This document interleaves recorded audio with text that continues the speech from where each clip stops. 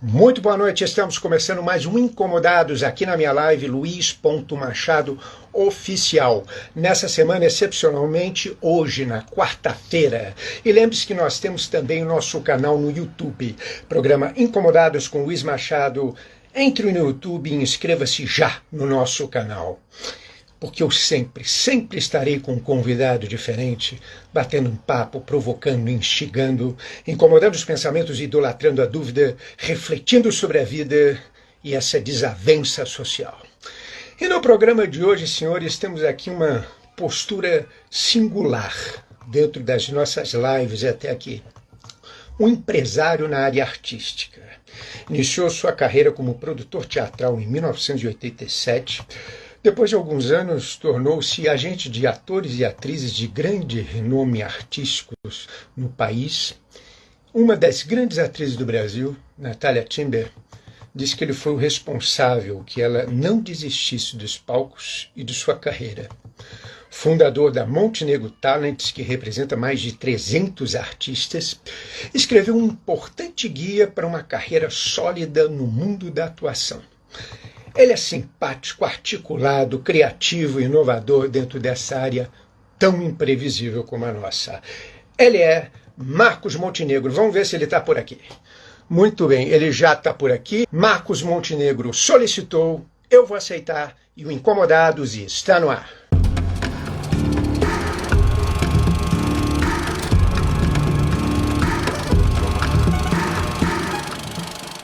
Marcos Montenegro, querido, tudo bem? Boa noite. Tudo. Boa noite. Tudo tranquilo? E tá me ouvindo bem? Tá me vendo bem? Tá me ouvindo bem? Tô te ouvindo super bem, te vendo super bem. Boa noite. Prazer estar aqui com você. Maravilha. Boa noite. Que bom te rever depois de tanto tempo aí, né, mano?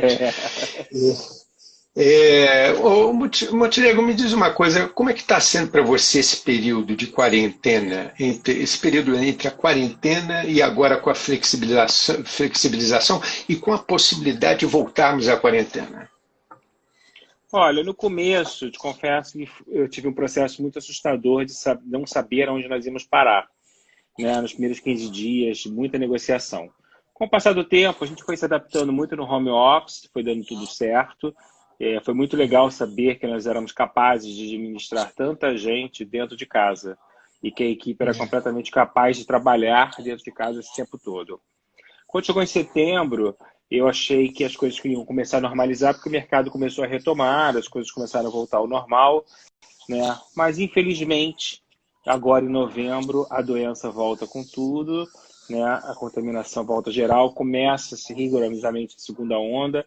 Tivemos perdas de pessoas muito queridas que nós não tivemos no começo da doença. Na verdade, eu perdi a Daisy Lúcide no começo da pandemia, mas agora nessa reta já perdi 3 pessoas muito próximas e o volume de pessoas doentes em volta da gente é monstruoso e eu acho que o momento agora é muito pior, muito mais tenso e muito mais difícil de administrar do que no começo da pandemia. Esse foi o lado ruim. O lado bom, que eu acho que é o que a gente tira fora as provas espirituais, o autoconhecimento, que foi o que eu fiz comigo, né? Eu fiz muito investimento pessoal, é você poder enxergar que tudo tem uma saída por um lado se você utilizar de inteligência emocional, né? Eu acho que há um ano atrás eu acho que eu não seria capaz de pensar que nós éramos capazes de trabalhar dessa maneira e administrar tantas coisas dessa forma. E a gente vê que, na verdade, a gente se adapta, porque as coisas vão se resolvendo, as coisas vão se encaminhando, né? O que eu lamento profundamente é o negacionismo do governo e a ignorância absoluta também por parte da população em não dar devido valor e considerar a doença uma coisa muito grave, né? As pessoas estão jogando com a sorte. Aproveitando o que você está falando, né, do governo, é, tem um pensamento de Jair Carneiro Leão que diz o seguinte: negar a educação e a cultura a um povo é perpetuar a falta de expectativa de uma nação. Como é que você está vendo o futuro da cultura no nosso país? Um desastre, um desastre. Quando eu lancei o livro, eu lancei no sentido de deixar um legado em cima dos meus 35 anos quase de carreira, do que eu trouxe com as grandes damas do teatro brasileiro, que é o quê? Educação, formação, arte e cultura. Isso é a base de um povo. À medida que você não tem um investimento e um olhar para isso como prioridade, não existe um futuro do país. Então, eu fui numa época que eu produzi 100 espetáculos. Se é uma pessoa que pode falar desse assunto, sou eu. Eu entendo e muito. Não só pelos prêmios que eu ganhei, mas pelo todos os tipos de espetáculos que eu desenvolvi. Espetáculos com 30 atores, com orquestra, com tudo. Então, eu lamento profundamente hoje os meus colegas que estão aí, que são profissionais maravilhosos, não terem condições de não terem incentivos fiscais decentes, não terem um mercado corporativo incentivado para colocar, e um governo que não tem olhar para isso. Então, eu só lamento e contando os dias para uma mudança surgir, porque uma coisa depende da outra. Por mais que eu viva hoje do entretenimento, da indústria criativa em cima dos meus atores, eu acredito que o teatro é a base de tudo e eu estimulo 24 horas que meus atores estudem e que não saiam do teatro, porque eu acho que ali é o grande ofício do ator. Então eu quero que a indústria do teatro se permaneça, que ela cresça, que ela continue, porque eu acho ela vital e essencial, não só para o ator como crescer como artista, mas também para a formação de uma sociedade. O teatro é o reflexo que nós estamos vivendo. Então é um momento mais negativo que eu já vi nos últimos anos, acho que da minha profissão inteira. Eu nunca vi nada igual. Sim. Para a cultura, realmente foi um desastre, e acho que em vários aspectos, não só para a cultura, né, Marcos? Realmente Não, agora, no final do ano, eu tenho vários foi colegas que estão lamentável. com projetos captados, projetos de cinema, projetos de televisão, projetos de teatro, com patrocinadores, e eles não conseguem receber o dinheiro porque ou a Ancine está parada, ou não teve o parecer da lei. Quer dizer, a máquina do governo, que era para facilitar, ela está com uma burocracia completamente estacionada, né, dirigista, e sem controle. E para piorar, nós temos a pandemia junto. E a pandemia até permite, por um lado da indústria criativa, ela consegue funcionar. Mas hoje o teatro ele não sobrevive dessa maneira, né? Por mais que o teatro online tenha surgido, tenha sido um excelente exercício, um complemento, uma distração, nós dois aqui estamos conversando através da tecnologia, mas ele jamais vai substituir, né, o teatro ao vivo. Ele jamais, ele não vai. É um momento, é uma coisa momentânea. Então a gente precisa retomar, mas para retomar tem que vencer a pandemia. E não temos um governo que estimule primeiro o controle da pandemia e depois o investimento no setor. Então, é dramático para essa área, é muito dramático. Eu estava vendo uma É entrevista verdade. da Ellen Mirren falando ontem que Londres passa o mesmo processo. A classe artística de Londres também está enfrentando muitas dificuldades lá, né? Só que lá já tem vacina, né? Lá chegou esse ano agora, Chegou graças a Deus, né? graças a E é o Deus. primeiro mundo, se recupera sempre mais rápido, Não, né? Nós não podemos esquecer que nós sempre somos mais rápido. o terceiro mundo. É verdade. Marcos, esse ano você lançou o livro Ser Artista, né, com o jornalista e escritor Arnaldo Bloch, onde o leitor tem a possibilidade de ter em suas mãos importantes ferramentas para obter uma carreira sólida no mundo da atuação. Qual é o legado do artista em uma sociedade para você, Marcos? Eu acho que são vários. O primeiro é servir o exemplo da sociedade que a arte é transformadora. O artista consciente que exercita sua arte em cima da sua excelência, ele mostra para a sociedade novos caminhos. Porque eu conheci os novos caminhos por causa da arte, por causa de bons espetáculos, por causa de bons textos, por causa de boas séries, de bons filmes. Quando você vê uma boa obra executada por grandes artistas, ela faz você refletir, faz você crescer, amadurecer, abre seus olhos. Então, eu acho que esse legado do artista é muito importante, saber das suas escolhas. E para saber das suas escolhas, requer o quê? Formação e conteúdo, que são os grandes atores do passado que eles tinham. Eles não só foram grandes empreendedores, se autoproduzindo, pegando financiamento nos bancos. Devido à formação e educação que eles tinham, era tamanha que eles sabiam escolher com muita qualidade os textos. As montagens eram sempre de muita qualidade porque eram muito apuradas. Então, eu acho que essa é a primeira grande missão do artista. E segundo, exercer o lado da sua cidadania, dando uma devolução para a sociedade, daquilo que reconhecimento que a sociedade dá para ele, através de ações coerentes, ações coniventes com a verdade, com os bons exemplos, né, com a doação, com projetos beneficentes, que eu acho que tem que andar paralelo. Eu acho que a gente tem que dar esse retorno para a cidadania e para a sociedade. Sem dúvida nenhuma, Marcos, sem dúvida nenhuma. E hoje em dia a gente tem as redes sociais enfim, a gente tem com essa tecnologia, tem uma facilidade muito grande de se comunicar, né, e de saber, enfim, notícias, né, e de expor notícias também com muita facilidade. Sim. E falando nisso, né, para você, Marcos, quais são os limites que o artista precisa ter nas redes sociais para não comprometer as suas respectivas carreiras? Olha, o bom senso acima de tudo, né? Eu bato numa tecla que é a tecla da inteligência emocional. Hoje você pode ter talento, pode ter vocação, mas se você não tiver inteligência emocional, você não tem nada, porque o seu talento, a sua Sim. vocação morre imediatamente. Eu acho que as redes sociais, hoje, para o artista, a grande função é o que eu falo sempre nas minhas palestras, nos meus workshops, nas minhas aulas. Nós precisamos ser agentes transformadores. Imagine você que todos os jovens que têm o Instagram na mão, que têm esse poder, que têm milhares de seguidores, milhões de seguidores, resolvessem utilizar isso como uma ferramenta de transformação na educação através de postagens que realmente buscassem elucidar para o público coisas boas. Nós teríamos uma revolução cultural Sim. nesse país. Né? Seria maravilhoso. Seria maravilhoso. Se todo mundo postasse toda semana bons livros, boas peças, bons atores, boas cenas. Era uma revolução. Né? Infelizmente, mesmo tem muita gente com milhões de seguidores que não tem essa cabeça. Nós estamos canalizando as redes sociais para uma coisa que é muito ruim, só que é o quê? Um negócio, uma coisa comercial. E acho que a rede social ela precisa definitivamente tomar um outro patamar. É o processo de formação. Né? Então, assim, eu, perante os meus iniciados e as pessoas que eu convivo, eu bato nessa tecla.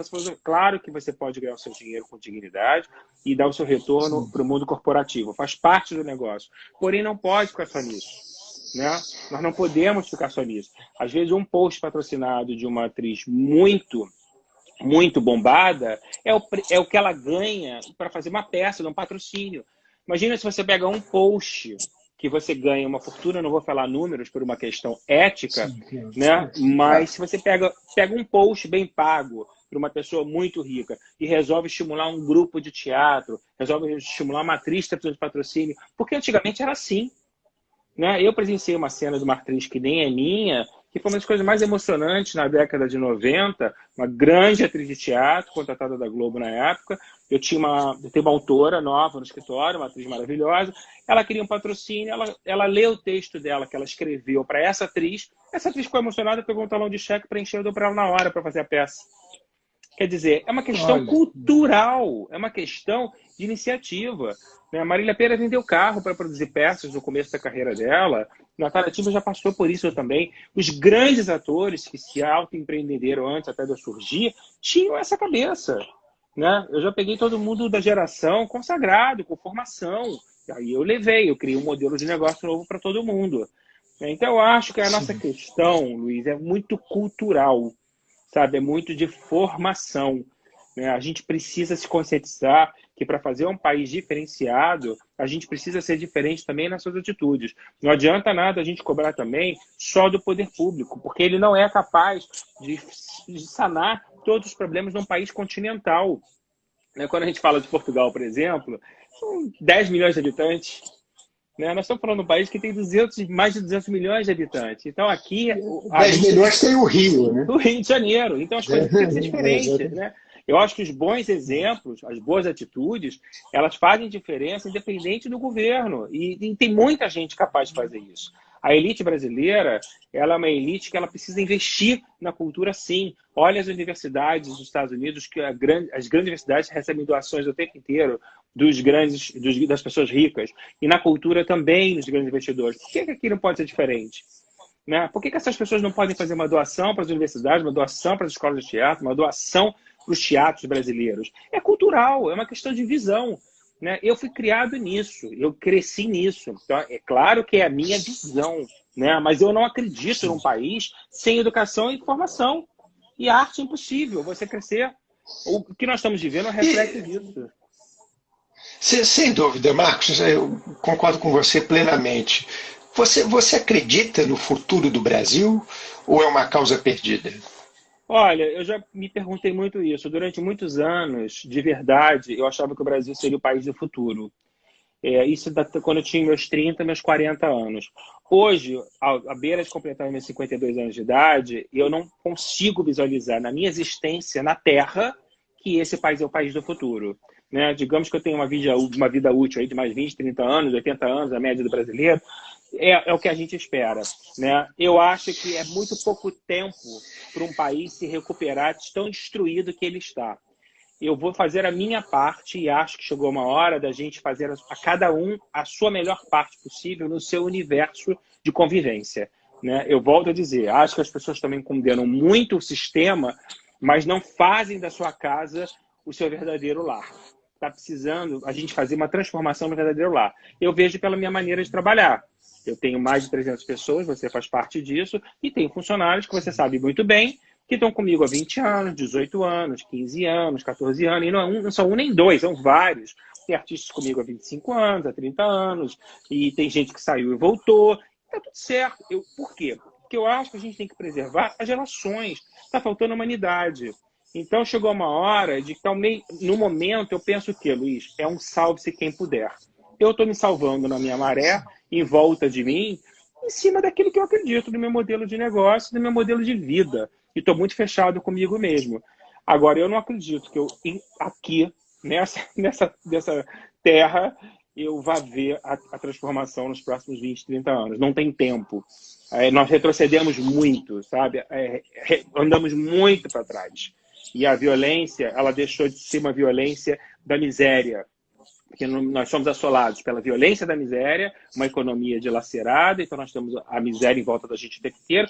Nós estamos atualmente pela violência verbal, né? A violência da moral, a violência de tudo. É uma agressividade nata. E a internet acirrou muito isso. A internet deu a voz ao ódio, né? É a rede do achismo, é a rede de tudo. Todo mundo é capaz de tudo e todo mundo é capaz de falar de tudo. E não é assim que a banda toca. Né? A gente tem, para você crescer, inclusive profissionalmente, você tem que aprender a se posicionar e quando você falar, você ter muita razão para o que você está falando. Tem que ter muito critério. Né? Você tem que ter propriedade para poder se posicionar. E não é assim que a gente funciona. Né? A gente vive num país de democracia que não tem democracia. Democracia é quando as pessoas se respeitam, independente das visões. Não é um jogo de certo ou errado. É um jogo de que vença quem tem mais consistência no bom sentido, com a lucidez. Não existe isso aqui. Ou você é uma coisa, ou você é outra, e é uma guerra constante.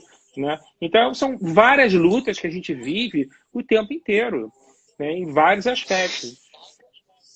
Marcos, aproveitando tudo que você falou agora, com muita consistência, com muita precisão, eu te pergunto o seguinte: o que é o ser humano para você? O ser humano, para mim, eu acho que o ser humano não existe. Eu gosto mais de falar o que é a alma para mim, né? Eu acho que eu avalio muito a alma, né? Eu acho que a alma realmente tem uma missão muito grande de exercer as boas atitudes. É isso que eu prezo. É muito simples. Não dá para a gente filosofar na questão. O que é ser um ser humano? Você ser uma pessoa legal, íntegra, distinta, correta, colega do próximo, ético. É isso. Não tem muito mistério. Né? Você realmente proporcionar ao outro, querer bem, fazer bem ao outro, né? Não ser a destruição absoluta do outro. Né? Aprender a aplaudir o sucesso do outro, também tem isso. Né? Não invejar o sucesso do outro. Então é isso. O ser humano, para mim, é você ser uma pessoa do bem. Né? O que eu estou falando como ideal. Né? Como ideal. Sim. É a famosa olhar da alma. Eu falo muito da alma porque eu sou praticante de Pranic Healing, né? Então, assim, a minha essência é energética e da alma. Eu administro isso o tempo todo dentro de mim e é isso que eu invisto para poder ser um ser humano melhor. Maravilha, Montenegro. Bom, aos 17 anos, né, na sua adolescência ainda, você teve a oportunidade, através do seu professor de História, de assistir a saudosa, maravilhosa atriz fantástica Bibi Ferreira no Teatro Ginástico, fazendo Edith Piaf. Bibi, em sua vida, disse uma vez o seguinte: quando eu estou no palco, é um momento de comunhão. É quando, através de vocês, eu me encontro com Deus. Como é que foi reencontrar profissionalmente com Bibi Ferreira, Montenegro? Foi um dos maiores presentes da minha vida. Primeiro, eu quero te dizer que essa formação que eu tive de poder assistir os grandes mestres muito cedo foi o que mudou a minha forma de viver. Isso começa lá no ginásio, quando eu tinha uma professora de arte cênica na Escola Elza Campos, que já trazia espetáculos infantis de qualidade para a escola. Então, ali eu tive acesso a Maria Clara Machado, através da Lupe Gigliotti. Em seguida, esse professor de história começou a me levar para ver esses espetáculos com 17 anos. Mas o meu irmão, no período de 11 até os 17, me levou para ver coisas muito grandes, como Hertimo Renault fazendo Ensina-me a Viver, aí vem o Dilúvio, Memórias de Milícia. Então, a minha formação teatral é absoluta pela sua excelência. Então, eu me apaixonei. Quando eu cheguei para conhecer o trabalho da Bibi, que falavam tanto, foi uma paixão absoluta, o quê? Pela excelência da arte de interpretar. Nunca sonhei seria empresário dela, até porque eu ainda sonhava em fazer medicina, fiz vestibular para medicina. Quando eu logo abandonei a medicina e entrei para o mundo das artes, foi tudo muito rápido. Eu tive aquela passagem na televisão, mas o teatro sempre na minha vida. Então as pessoas começaram a se aproximar rapidamente. Até que, acidentalmente, a Bibi veio parar nas minhas mãos através de uma amiga chamada Jalusa Barcelos, que fez a biografia da Bibi. O meu antigo sócio, o meu amado Início Raman, que cuidava da Bibi, na verdade, ele era quem cuidava da Bibi na Montenegro Raman, que foi uma sociedade de 27 anos, já trabalhava com a Bibi fazendo turnê. E aí foi uma emoção absoluta, porque assim, você muito jovem, a gente no terceiro ano da empresa, ter a entrada de uma artista como a Bibi Ferreira, ao lado de Natália Timber, Mauro Mendonça, Rosa Maria Murtinho, não é para qualquer um. Nós tínhamos eu tinha 25 anos nessa época, né? Era uma responsabilidade muito grande, carreira já muito grande, mas nós abraçamos aquilo com unhas e dentes e entendemos todo o processo de trabalho, toda a responsabilidade que eles tinham, o comprometimento. Trabalhar com essas pessoas é muito interessante, porque fora a disciplina que eles nos ensinam, né, com o rigor dos horários, do comprometimento dos ensaios, com a qualidade, eles nos trazem muita humanidade. É tudo muito profundo, não tem nada é raso. É tudo muito estudado, tudo muito pensado, tudo muito planejado. Então, preciso. Então, o nosso processo de amadurecimento é muito rápido e muito grandioso, né? E muito cedo. E, então, tem presente maior, né? Não tem presente maior. Para mim, eu me sinto um agraciado, de verdade. Maravilha. Aproveitando esse assunto, Montenegro, para você, qual o principal critério e percepção que você tem ao optar em agenciar um artista? O básico. Primeiro, talento. Eu não posso agenciar uma pessoa que eu não acredite, né? Eu tenho que acreditar que aquela pessoa tem talento, né? Que ela é capaz de evoluir, que ela é capaz de crescer. Segundo, a vocação. Eu tenho que entender o histórico daquela pessoa, se ela é capaz de levar o talento dela adiante. Às vezes a pessoa tem um talento incrível, mas o temperamento dela é insuportável e não tem aquela vocação para você conviver. Então não é comigo que a pessoa não pode conviver, né? Claro que existem pessoas fáceis e pessoas difíceis, né? Eu não me incomodo de lidar bem com uma pessoa difícil, me incomodo de lidar com uma pessoa que não é correta. Tem que ser correto, né? Tem que ser ético, tem que ter caráter. Então, esses são os dois primeiros, né? E o terceiro, que é a tecla que eu bato constantemente, é o nível da inteligência emocional, para que a pessoa possa suportar, porque a inteligência emocional, se você tiver vocação, ela vai fazendo você se adaptar ao dia a dia, você sabe muito bem, aos percalços da carreira, que são muitos. Às vezes você vai fazer um teste, você pega um diretor que está num mau dia, e você tem uma relação ruim com aquele diretor, ele te diz uma coisa que você não gosta, você volta para casa arrasado, capaz de te criar um trauma. Quantas pessoas eu já presenciei, né, que está num dia, às vezes, se sentindo super preparada, mas às vezes chega na hora, dá um branco, ela entra num nível de frustração muito grande e aquilo provoca uma sequela dentro dela que ela, às vezes, não sabe resolver. Então, esse pilar, esse trio, né, do talento, da vocação e da inteligência emocional, eles se transformaram decisivos no dia a dia para uma convivência salutar com as pessoas e são os critérios básicos que eu administro hoje em dia para uma pessoa poder trabalhar comigo. Perfeito, Montenegro. Agora, você falou de vocação e talento, né? Realmente são significados primordiais para nós artistas, sem dúvida nenhuma, né? mas, como você disse, nem todos possuem os dois, né? Tem Uhum. pessoas que possuem talento, tem pessoas que possuem mais vocação. Eu te pergunto o seguinte, Montenegro, se você tivesse que optar, você apostaria no talento com emocional turbulento ou na vocação equilibrada? Na vocação equilibrada. Comigo não funciona o emocional turbulento. E no começo da minha energia de muito jovem, talvez eu Sim. tinha uma paciência maior para esse sentido de suportar. No passado, ser maluco era mais legal, era moderno. Não, não tem mais isso. Né? Hoje são novos tempos, a competitividade é tamanha, o ator precisa ter muito conteúdo, preparo, formação. Tem 100 mil atores cadastrados no cadastro da TV Globo. É uma disputa monstruosa. Tem que ter maturidade para saber administrar e lidar com isso. Né? Acabou a era do piti, a era do estrelismo. É estrela de talento, não é estrela de estrelismo. Né? E eu não tenho mais paciência, não tolero ignorância, não tolero esse tipo de não comprometimento. Sabe? Eu tenho muito respeito pelo próximo e acho que quando a gente perde respeito pelo próximo, a relação desmorona. Então tem que ter isso como base. E acho uma coisa que eu falo muito sempre, por exemplo, o Sérgio Brito, quando ele começou a carreira dele, ele não era um ator tão talentoso. Ele era um ator de muita vocação, mas o talento dele não era tão enorme. A vocação era tamanha que ele virou um excelente produtor, um excelente diretor, um homem de teatro, um homem muito culto. E o que ele fez? Ele foi aprimorando o talento dele e virou o grande ator que ele virou. Né? A Bibi, o médico da Bibi dizia para ela que ela, aos 90 e tantos anos, aos 70 e tantos anos, cantava muito mais bonito do que a voz dela quando tinha 30 anos. Então, eu acredito no processo de evolução do talento. Você pode aprimorar o seu talento. É claro que você tem que partir de uma base mínima. Quando você não tem talento nenhum, fica difícil você administrar aí a evolução. Mas quando você tem, entendeu? Tá tudo certo. É só você ter a vocação para você poder fazer isso crescer.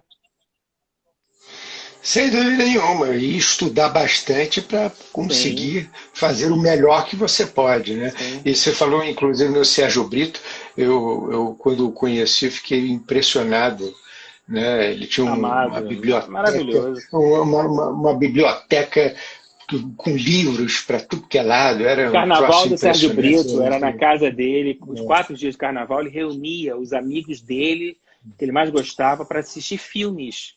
Sérgio Brito era um luxo. Sérgio Brito era um Ele luxo. era incrível. É. É Uma o que eu falo, cultura, eu sou era. privilegiado de ter convivido com essas pessoas todas. Eu me criei desde 17 anos no meio de todos eles, né? É muita gratidão, porque eu tive verdadeiras masterclasses a vida inteira nessa troca, né? É muito especial tudo isso. Aproveitando isso que você falou, Montenegro, vamos a um pensamento. A mudança é a lei da vida.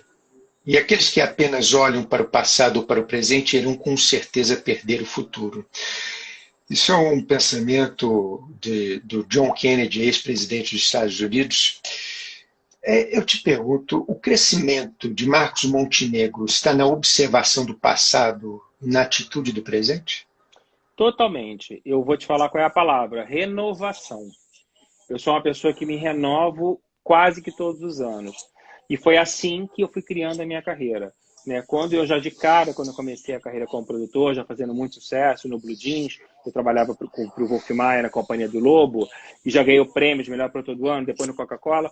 Eu fui entendendo o andamento da carreira. Quando chegou logo depois, em 2005, 2006, eu já vislumbrei que a carreira de produção no Brasil não tinha uma indústria de teatro de incentivo constante, porque eu não era um produtor dos musicais. Eu fiz muitos musicais, né, mas era sempre meus grandes atores, não é aquele produtor que montou uma companhia só dos grandes musicais. Ali eu migrei para o casting. Eu criei um modelo de casting de agenciamento consolidado, já foi uma outra renovação. Logo em seguida eu vi que a indústria criativa ia abrir. Aí eu falei, o que eu tenho que fazer? Eu tenho que encerrar minha carreira de produtor, porque eu não vou ter tempo mais para isso. Encerrei minha carreira de produtor para abrir, focar na carreira de agenciamento. Aí eu deixei de ser só de agente de ator para transferir para autor e para diretor. Depois eu vi que o mundo do conteúdo ia dominar. Aí eu parti de novo para quê? Desenvolvimento de conteúdo. Né? Então, eu estou sempre acompanhando a evolução do mercado e me renovando. Todo mundo tem que fazer isso. Para você crescer e para você nem só crescer, que eu falo financeiramente, ou crescer, se sustentar. Às vezes, se manter, né? Se pagar as suas contas.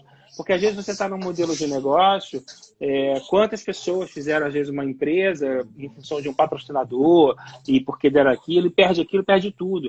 Você tem que fazer uma coisa que ela se sustente com o mercado, com a sua verdade, que tenha organicidade e aquele seu produto que você criou seja consumido pelo mercado, independente das circunstâncias. Foi o que eu sempre busquei. Agora, isso é fruto de quê?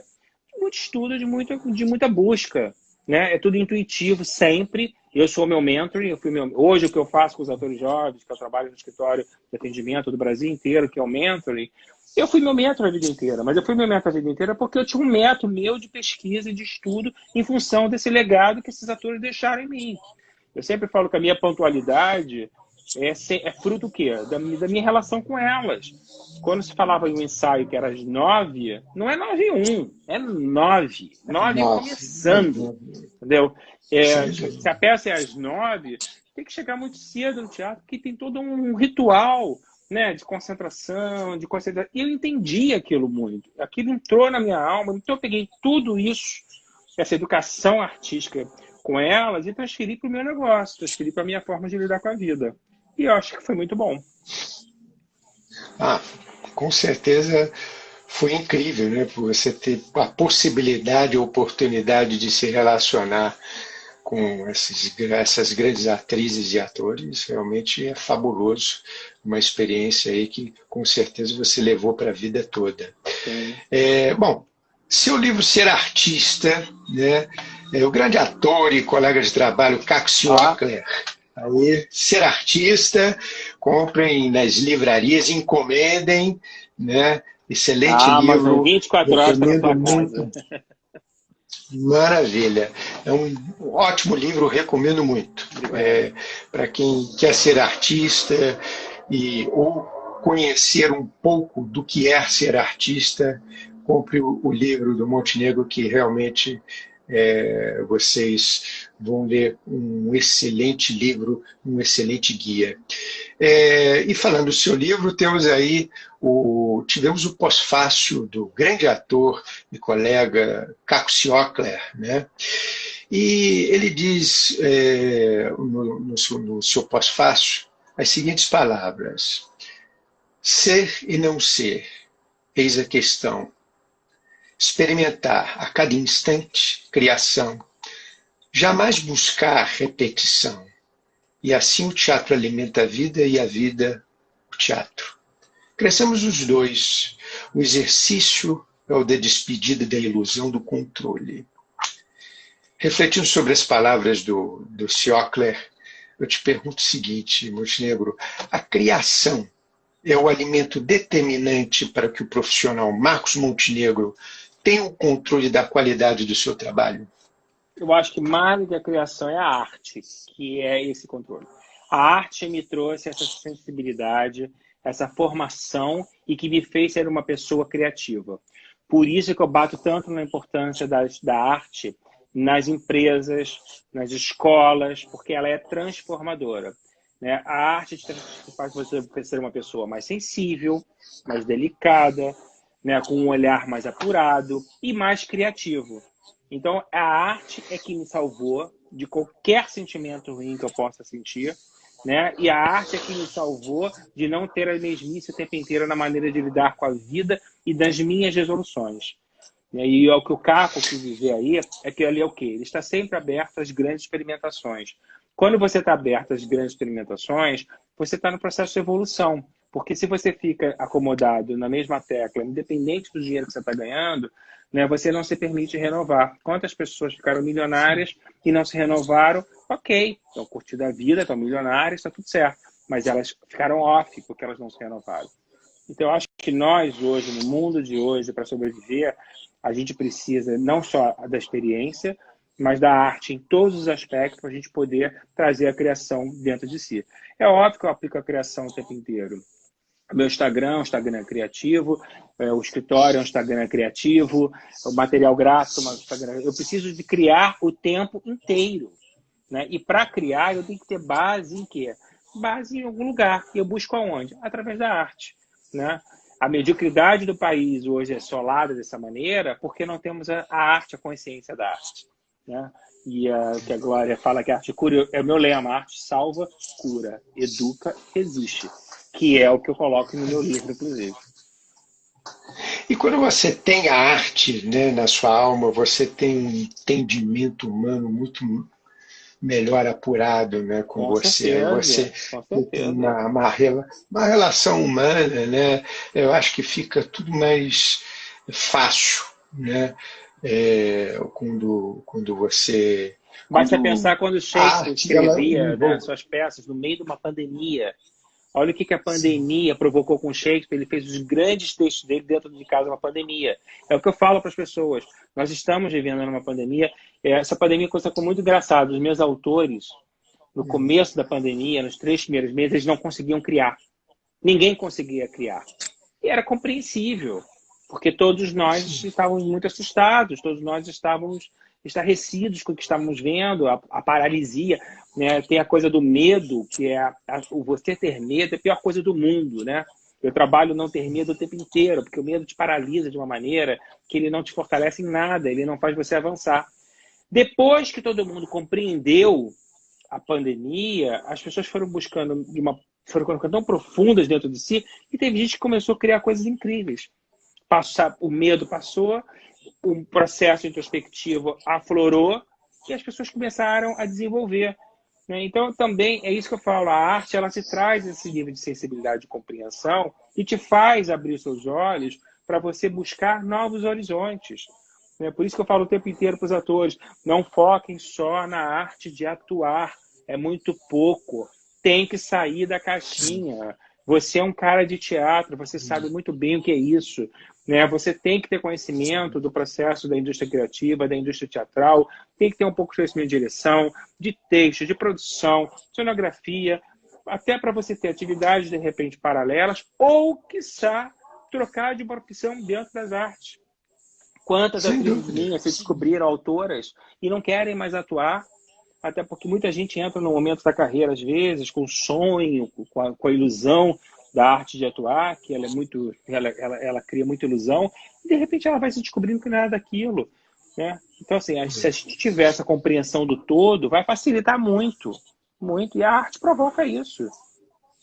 E acredito eu, como ator, você tem que ter um entendimento de tudo que envolve o seu Tudo. trabalho, né? Você quer De ver um tudo, exemplo que eu quero tudo que dar, que é você, para maravilhoso? você ter propriedade. Antes da tua entrevista, eu estava vendo o Instagram do Antônio Fagundes.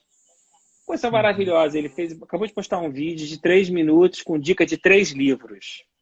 Um sobre uma pessoa que faz da pandemia, a outra que fala que foi perseguida pelo governo americano, enfim, e eu não me lembro agora os livros. E é incrível o Antônio Fagundes pegar o Instagram dele e proporcionar esse tipo de formação. Ah, e o outro é do Espiritismo.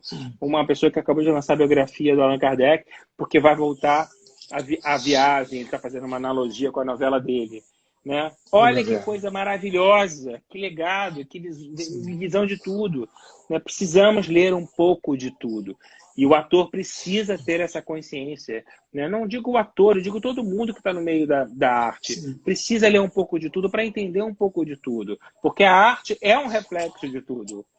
Né? Não dá para você olhar um quadro sem entender a história daquele quadro. Senão você não entende a história do mundo. Sem dúvida nenhuma, Marcos. E você acha que hoje o brasileiro lê menos do Não, que não. antes? Segundo os dados oficiais, o brasileiro lê mais.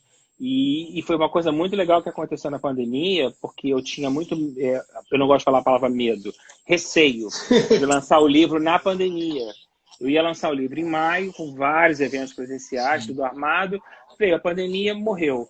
A minha editora, no meio da pandemia, fala, vamos lançar em setembro. Eu falei, mas vocês estão loucos? Ninguém está com cabeça para ler. Eu falei, pelo contrário, aumentou 30% o Agora. número de vendas. E aí eu falei, ok, vamos lançar. Lançamos e está acontecendo o que está acontecendo. Um livro deu super certo.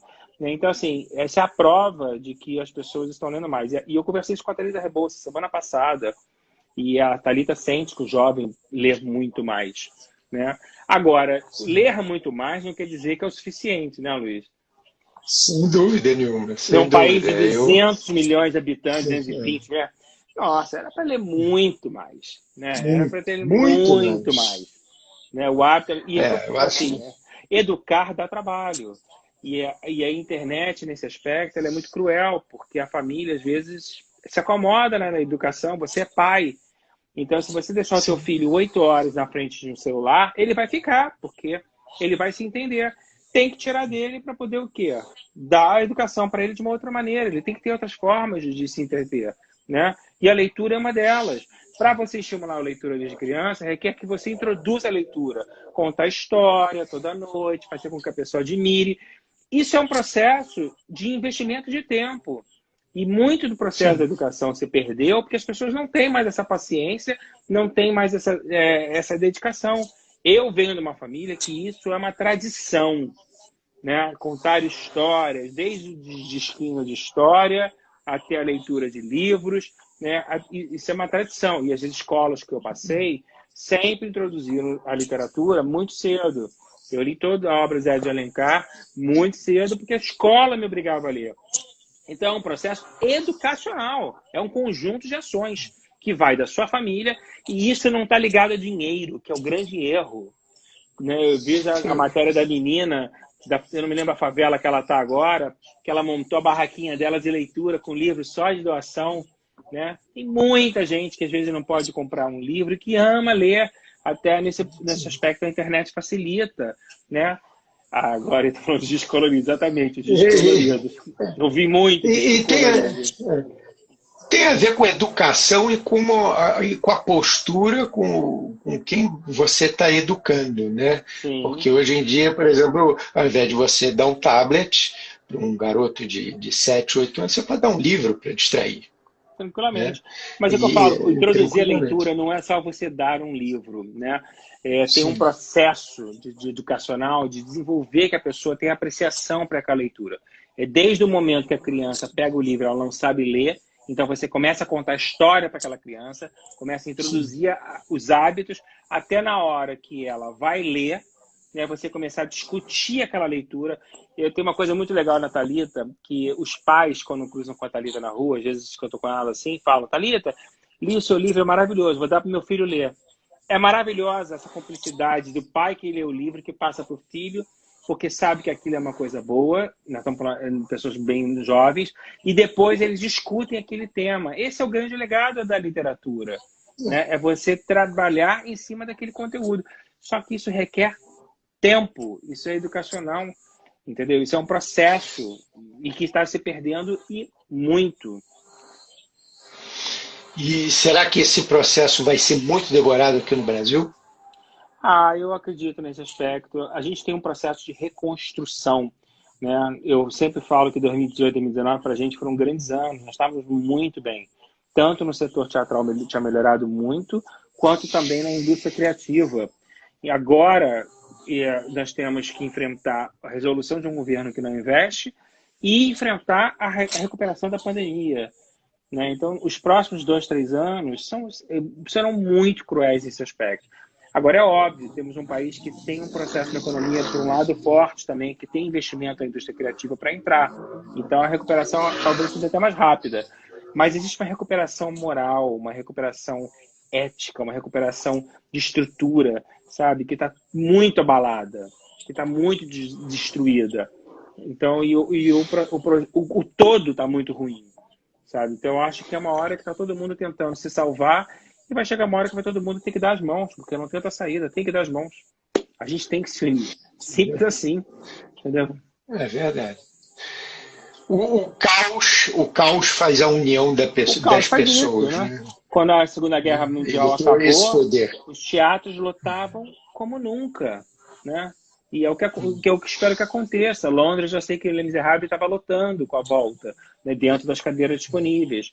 E é o que eu li de uma jornalista que ela escreveu ontem. Nós estamos na Terceira Guerra Mundial. Sim, é a nossa Terceira Guerra Mundial. Morreu muito mais gente no mundo inteiro que nas guerras todas. Se você contar só aqui no Brasil, nós já estamos quase com 70 mil, e no mundo inteiro 1 milhão e tanto. É uma guerra mundial que nós estamos vivendo. Né? Então, nós estamos moralmente no fundo do poço, num processo muito ruim. Então, depois das guerras, costuma-se, na tradição, renascer. Eu espero realmente que a gente renasça, sabe? Que a gente consiga entender o que aconteceu com a gente. Não dá para a gente recomeçar de onde a gente parou de uma maneira igual. É humanamente impossível. Humanamente impossível. E até menos consumista, menos capitalista, sabe? Menos egoísta, menos eu. Principalmente o Brasil, que é um país pobre. É um país pobre, é um país terceiro mundo. E com uma centralização de riqueza absoluta. É um país que tem 300 mil famílias ricas só. Num país de 200 e tantos milhões de habitantes. É uma concentração de riqueza irreal. Irreal. Tem que ter a taxação, sim, das grandes fortunas, muito maior. Tem que ter um sistema de redistribuição. Senão o país não vai se sustentar. Viver aqui vai ficar insuportável. Simples assim. A gente perdeu o direito de ir e vir. A gente perdeu a liberdade de viver. A minha amiga, que é casada com um americano, que é onde eu almoço, no downtown, ela fala, ele não anda na rua nem de mochila com laptop, porque vem que ele é gringo, aonde ele passa, tentam assaltar ele, tentam roubar ele no supermercado na hora do troco, no táxi, em tudo quanto é lugar. Não podemos viver dessa maneira. Não podemos. Então a gente tem, o buraco é mais embaixo. Com certeza, vai demorar um pouco aí, infelizmente, para isso tudo mudar, né? Marcos, as palavras cortam mais do que espadas. É difícil lidar com as palavras no dia a dia? Muito. Eu falo para as pessoas, pensem 2 vezes o que falar e o que escrever. As palavras têm uma força muito maior do que se imagina. Elas podem ser dilaceradoras absolutamente e podem destruir uma relação se elas não forem bem colocadas. Eu sou altamente a favor do diálogo. Eu acho que o diálogo tem que ser sempre franco, direto, sem hipocrisia, né? Mas as palavras têm que ser pensadas, porque às vezes as pessoas utilizam a franqueza transformando em agressões. E você pode ser franco sem agredir, né? Então, assim, as palavras são muito fortes. Eu costumo pensar muito como colocar, principalmente as palavras escritas. Elas são definitivas e elas podem ser interpretadas de uma maneira que às vezes pode não ter desculpas, né? Porque elas podem ser colocadas de uma maneira tão forte que para você tentar consertar é pior. E as pessoas precisam aprender isso, porque as pessoas perderam o respeito. 2 aspectos. Primeiro, o nível de conhecimento da língua portuguesa é mínimo. Né? Eu, como empresaria Cíntia Chagas, uma professora de português, uma das maiores do Brasil, eu sempre falo para as pessoas, conhecer a sua língua é uma ascensão social. Escrever bem o português é uma ascensão social. As pessoas escrevem mal, elas erram na escrita e ainda são muito agressivas. Né? Então, a gente precisa de um processo de reestruturação, não só do conhecimento da sua língua pátria, como também da delicadeza na maneira de escrever. Com as redes sociais, então, isso aí aumentou assim, absurdo. Disparou, né? Que nem eu, se no meu Instagram alguém chega e bota um comentário, que é muito raro isso acontecer, graças a Deus, porque eu não boto nada para provocar o ódio de ninguém, mas se alguém coloca alguma coisa que que me bata mal, que me colocou de uma maneira agressiva, né? Eu elimino na hora, eu bloqueio na hora, até porque se meu Instagram é aberto, eu estou te dando a possibilidade de abrir a porta da minha casa, você sentar e tomar um café. Se você não sabe tomar o café que eu lhe ofereço, né, então você não precisa entrar na minha casa. É o que eu penso. Né? Até porque se eu quero falar para alguém alguma coisa, eu me dirijo à pessoa. Eu nunca exponho a pessoa publicamente num pensamento.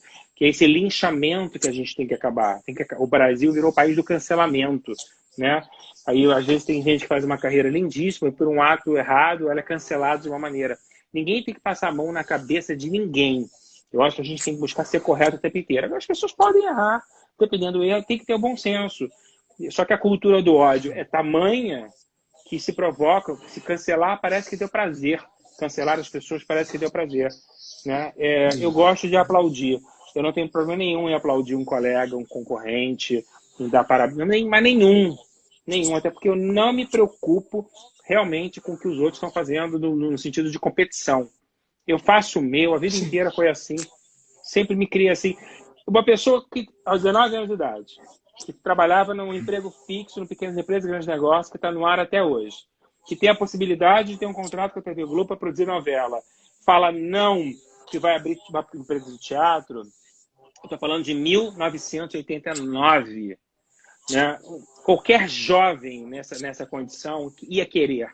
Eu não quis por quê? Por amor à arte, por uma questão de filosofia de vida. Né? Eu poderia ter tido uma ascensão social muito mais rápida e as mazelas foram muito maiores. Em compensação, me transformou numa pessoa muito melhor. Porque eu faço do limão numa limonada e eu pego tudo que é de ruim e tiro uma lição. Eu não fecho os olhos e falo assim, não aconteceu isso. Não, tudo que acontece tem que ter um porquê. E eu pego daquilo para fazer uma coisa melhor, porque eu não trabalho o rancor dentro de mim. Né? E é uma coisa que eu não quero. E não era o que você queria na época. Então você queria outra coisa. E teve a sensatez de fazer uma escolha que fosse do seu coração, porque o mais difícil, talvez, de nós humanos é saber escolher, né? Com contundência. Né? Não, às vezes, né, Luiz? Às vezes, olha, eu vou te falar por hoje. Uma atriz minha recebeu um convite, uma participação, 4 diárias, você sabe bem o que isso significa, e a participação na TV Globo, só que a participação não era boa, não era nada boa. E ela me pergunta, eu falei, por mim você não faz, porque eu acho que não vai somar em nada, enfim, dei toda a minha teoria. Graças a Deus, essa atriz pôde pensar junto comigo e falar, ok, não farei, acho que você está certíssimo. Mas tem gente que às vezes tem que falar, faz porque eu não tenho dinheiro para pagar a conta do mês. Então, às vezes, a vida não te deixa escolher. Às vezes você tem que, né? E o fazer, você não está fazendo nada, não está fazendo nada de errado. Você está apenas não fazendo a melhor opção, né? Mas isso é duro, isso é muito duro. Então é maravilhoso você poder. A Marília, muitas vezes ela me contava que ela bancava muitas situações sem ter condições financeiras de bancar. Mas era uma filosofia de vida dela. Eu acho, inclusive, que ela se transformou, porque ela bancou muita coisa na vida dela de uma maneira sensata no sentido da arte, que era aquilo que ela acreditava, entendeu? Então, assim, às vezes pode funcionar muito bem, mas infelizmente, falando pelo lado econômico, nem sempre as escolhas podem ser respeitadas, né, em função da economia, principalmente agora no meio de uma pandemia, onde o trabalho está reduzido a 30% para todos nós. Né? Nós todos estamos sofrendo com isso. Muito bem, Marcos. Vamos, agora chegou a hora do nosso bate-bola. Eu vou falar uma palavra e você vai me responder apenas com uma palavra. Tudo bem? Será que eu sou bom nisso? Lógico que é. Com certeza é. Com certeza é. Vamos lá. Vocação. Talento. Cumplicidade. Honestidade. Paixão. Amor. Família. Tudo, a base de tudo. Fé. Necessária. Solidão. Ruim. Saudade. Eternas. Mestre. Fundamental. Meyer. O começo de tudo, né? Pluralidade. Necessária. Marcos Montenegro. Alguém buscando ser melhor. Maravilha. Marcos, supondo que você acabou de terminar de dar uma palestra em um teatro e as pessoas vão saindo, né, e de repente um jovem para na sua frente, o nome dele é Marcos Montenegro. O que você diria para ele? Dependendo da pergunta que ele me faça. Se ele fizer uma abordagem onde ele queira entender com carinho o que é ser ator ou apresentar um material, eu vou fazer para ele o básico do caminho, né, de avaliar o material dele, de ver se está bom, de dar uma dica interessante. É o que eu faria para qualquer jovem iniciante que me procura. Né? É claro que assim, eu tenho hoje em dia um problema de tempo. Eu tenho consciência de... Mesmo sendo para você mesmo mais novo. Não, assim, é o que eu falo. Assim, para mim, eu faria isso. Mas, assim, para o outro, de uma maneira... Isso que você está me perguntando, acontece todos os dias. Então, eu vou te explicar uma coisa que eu acho importante até falar aqui. Eu não respondo direct.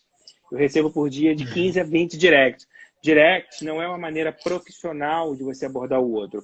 Eu estou pegando o que você me falou e utilizando como uma analogia de um item da minha palestra. A abordagem, ela é muito importante, porque ela pode te destruir, como ela pode te fazer ter um bom momento. Então, eu acho que a melhor maneira de você abordar sempre o outro é da melhor maneira profissional. Usar o caminho profissional, que é um e-mail de trabalho, né? Jamais eu descobrir um telefone e mandar, ou um direct, né? Ou então expor um comentário, porque isso é uma maneira errada. Esse veículo não é para isso. Existem uns caminhos profissionais que você deve abordar. Se você entrar no meu site, lá tem o Fale Conosco. Ali é um caminho e que vai chegar na minha mão e que a gente vai analisar, né? E é óbvio, porque assim, eu sou uma pessoa conhecida no país inteiro, dentro daquilo que eu faço, sou uma das pessoas mais antigas do mercado. Então, o volume de gente que nos procura é muito grande. Mas existe um caminho profissional para a gente fazer essa apuração e onde tudo passa por mim, sim, isso eu posso garantir. Muito bem. Montenegro, o que incomoda Marcos Montenegro? Falta de caráter. Me tira do sério. O que realmente te incomoda, Marcos? Falta de caráter. Para mim não tem coisa pior. Falta de caráter.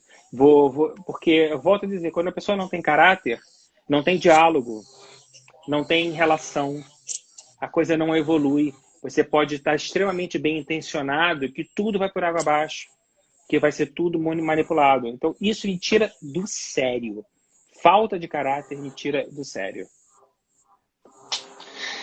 Maravilha, Montenegro. Sempre tem algo que a gente gostaria de falar e por algum motivo não falou ainda. Então a hora é essa. Abre seu coração e seja enforcado pelas cordas da liberdade. Fala o que você quiser, diga lá, a palavra é tua. A minha frase-chave, mais amor, por favor. A gente precisa humanizar as relações, a gente precisa olhar para o outro com mais compaixão, a gente precisa ser mais solidário, o mundo precisa dessa união, o mundo necessita que a gente seja mais solidário com os colegas, com a vida, com o olhar, generosidade. E isso só o amor transforma. Só o amor te traz. Temos que acabar com a cultura do ódio, temos que acabar com a cultura do cancelamento, a cultura do não querer bem. Temos que saber admirar o que é bom, né, e criticar positivamente, construtivamente o que não é. Porque as críticas elas são sempre bem-vindas, desde que elas sejam benéficas, desde que elas venham para você crescer. Essa cultura do ódio, do cancelamento e a falta de amor não vai levar a gente a lugar nenhum. Absolutamente a lugar nenhum. Pelo contrário. Muito bem. Muito bem, Montenegro. Agora chegou a hora do nosso print, do nosso registro virtual dentro aqui da nossa live do Incomodados, juntamente com essa plateia, essa audiência linda e maravilhosa que está nos acompanhando virtualmente, exatamente nesse minuto e nesse segundo. Atenção, vamos lá. Pronto, feito o nosso print. Montenegro, querido, meu amigo, meu empresário, muitíssimo obrigado pela sua disponibilidade de tempo. Adorei rever você, ter conversado com você. Foi uma honra, um prazer. Mais uma vez, muito obrigado. Muito obrigado mesmo. Até a próxima. Muito bem, na próxima semana estaremos de volta na terça-feira às 22 horas e estarei com a CEO da Formata Produções e Conteúdo, Daniela Busoli. Mais uma vez, muitíssimo... muito querida. Muitíssimo obrigado pela audiência de todos vocês em seus respectivos celulares e computadores. Uma ótima noite, excelente semana. Fiquem com Deus e tchau para vocês.